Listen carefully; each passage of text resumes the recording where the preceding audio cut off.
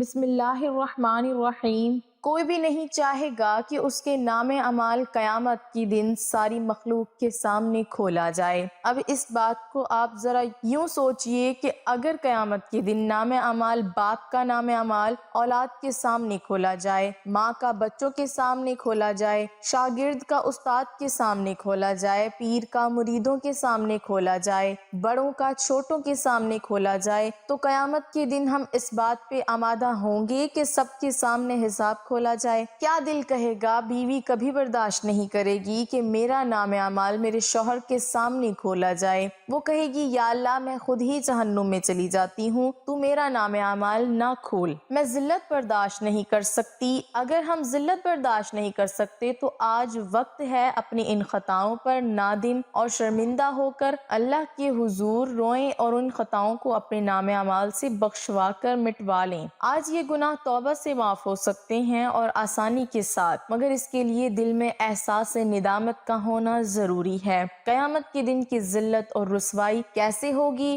حدیث مبارکہ ہے جسے ابن جوزی رحمۃ اللہ علیہ نے بیان کیا کہ رسول اللہ صلی اللہ علیہ وسلم فرماتے ہیں کہ مجھے جبرائیل علیہ السلام نے قیامت کے دن کے حالات سے اتنا ڈرایا کہ میں رونے لگا۔ جب رونے لگ گیا تو میں نے کہا، اے جبرائیل، کیا اللہ رب العزت نے میرے اگلے اور پچھلے گناہوں کو معاف نہیں کر دیا؟ تو یہ بات سن کر جبرائیل علیہ السلام نے جواب دیا، اے محمد صلی اللہ علیہ وسلم، قیامت کے دن آپ ایسے احوال دیکھیں گے ہیبت کے کہ آپ قیامت کے دن مغفرت کو بھول جائیں گے۔ نبی صلی اللہ علیہ وسلم یہ بات سن کر روئے، حتیٰ کہ آپ صلی اللہ علیہ وسلم کے آنسو آپ کے ریش کے اوپر بہنے لگ گئے۔ یہ اللہ کے حبیب صلی اللہ علیہ وسلم کا معاملہ ہے۔ طہارت القلوب میں ہے کہ ابلیس کو دربار سے اللہ نے دھتکار دیا۔ جبرائیل علیہ السلام نے رونا شروع کر دیا۔ دھتکارا اس کو جا رہا ہے، رونا انہوں نے شروع کر دیا۔ اللہ تعالیٰ نے ان سے پوچھا کہ تم دونوں کیوں رو رہے ہو؟ انہوں نے جواب دیا، اے اللہ، ہم آپ کی اس خفیہ تدبیر سے امن میں نہیں ہیں۔ اس نے بھی تو ہزاروں سال عبادت کی تھی نا، اور ہزاروں سال کی عبادت کرنے کے بعد پھر تدبیر یہ ظاہر ہوئی کہ اس کو دھتکار دیا۔ اے اللہ، ہم بھی آپ کی تدبیر سے امن میں نہیں ہیں۔ تو اللہ تعالیٰ نے جواب میں فرمایا، ایسے ہی ہونا چاہیے، تمہیں میری تدبیر سے کبھی امن میں نہیں ہونا چاہیے، تمہارے اوپر خوف رہنا چاہیے۔ میں جب چاہوں، جس کا چاہوں، حشر چاہوں کر سکتا ہوں۔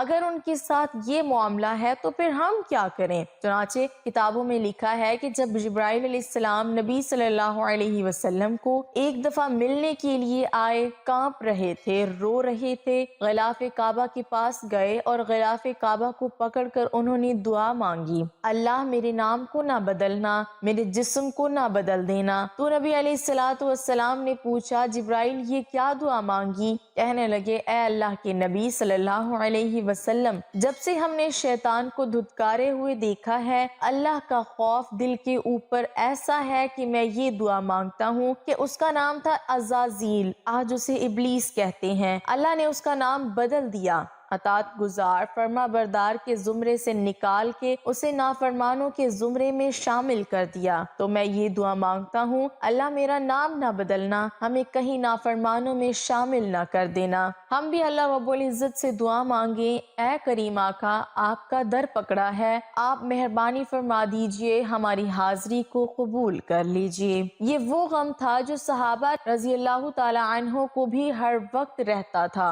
ام المومنین، جن کو نبی علیہ السلام کی زبان مبارک سے جنت میں بیوی ہونے کی خوشخبری مل چکی تھی، وہ رات کو تہجد پڑھتے ہوئے جب اس آیت پر آ پہنچتی، ترجمہ، اور ان کو اللہ کی طرف سے ایسا معاملہ پیش آئے گا جس کا وہ گمان بھی نہیں کرتے تھے، رویا کرتی تھی، ساری ساری رات یہ آیت پڑھتی رہتی تھی۔ ہم اگر سوچیں کہ ہم نے جو سوچا بھی نہیں ہوگا، اگر کل قیامت کے دن ہمیں ایسا پیش آ گیا تو پھر کل کیا بنے گا؟ صحابہ رضی اللہ تعالی عنہ قرآن پڑھتے تھے، جو کفار کے بارے میں آیتیں ہوتی تھی وہ اپنے اوپر چسپاں کر کے رویا کرتے تھے۔ چنانچہ حضرت عمر رضی اللہ تعالی عنہ کے سامنے آیت پڑھی گئی جس کا ترجمہ یوں ہے، یہ اگرچہ کفار کے بارے میں ہے تم لوگوں کی آنکھوں میں آنسو، امیر المومنین کیوں رو رہے ہیں؟ فرمایا کیا پتہ کل کہیں عمر کو بھی یہی نہ کہہ دیا جائے۔ قیامت کا دن ہوگا، ہمارے سر پر گناہوں کے انبار ہوں گے، اللہ کے سامنے کھڑا ہونا پڑے گا، ایک ایک کو اللہ تعالیٰ دیکھیں گے، جیسے ایئرپورٹ کے اوپر ایک ایک کو مشین کے ذریعے سے سکین کرتے ہیں، ایک ایک بندے کے دل کو سکین کریں گے۔ کتنے لوگ ہوں گے خوش نصیب جو گزر جائیں گے، جنت کا دروازہ دکھا دیا جائے گا۔ کچھ ایسے بھی ہوں گے جب گزرنے لگیں گے ان کو کہہ دیا جائے گا کہ ان کو روک لیجئے، ہم نے ان کی تفتیش کرنی ہے۔ اگر یہ ہمارے بارے میں ہوگا ہمارا کیا بنے گا؟ کہیں گے ان حاجی صاحب کو بھی روک لو، اس طالب علم کو بھی روکو، اس عالم کو بھی روکو، شکل کیا بنائی ہوئی تھی، اصل کچھ اور تھا۔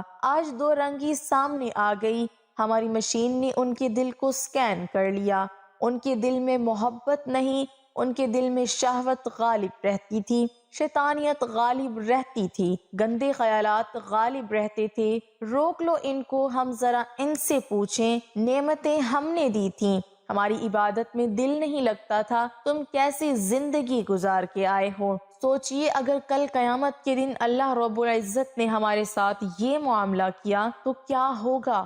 آج وقت ہے ہم اپنے گناہوں پر توبہ کر لیں تاکہ اللہ تعالیٰ ہمارے گناہوں کو معاف کر دے۔ حدیث مبارکہ میں ہے اللہ تعالیٰ قیامت کے دن جب جہنمیوں کو جہنم میں ڈال دیں گے، کئیوں کو شفاعت کی وجہ سے نکال لیا جائے گا، انبیاء شفاعت کریں گے، علماء شفاعت کریں گے، شہداء شفاعت کریں گے، جنتی کریں گے، حتیٰ کہ کوئی شفاعت کرنے والا نہیں رہے گا۔ ایک جہنمی ہوگا، اس کی آنکھوں کا بال اللہ کے حضور سفارش کرے گا، کہے گا یا اللہ میں گواہی دیتا ہوں یہ دنیا میں آپ کی محبت میں آپ کے خوف کی وجہ سے ایک مرتبہ رویا تھا، چھوٹا سا آنسو نکلا تھا، اے اللہ پلکوں کا ایک بال تر ہو گیا تھا، میں گواہی دیتا ہوں میں تر ہوا تھا۔ اللہ تعالیٰ فرمائیں گے جبرائیل علیہ السلام کو ندا دے دو، پلکوں کے ایک بال کی گواہی کی وجہ سے ہم نے اس جہنمی کو بھی جہنم سے نکال لیا۔ اے اللہ ہماری ان خطاؤں کو معاف فرما دیجئے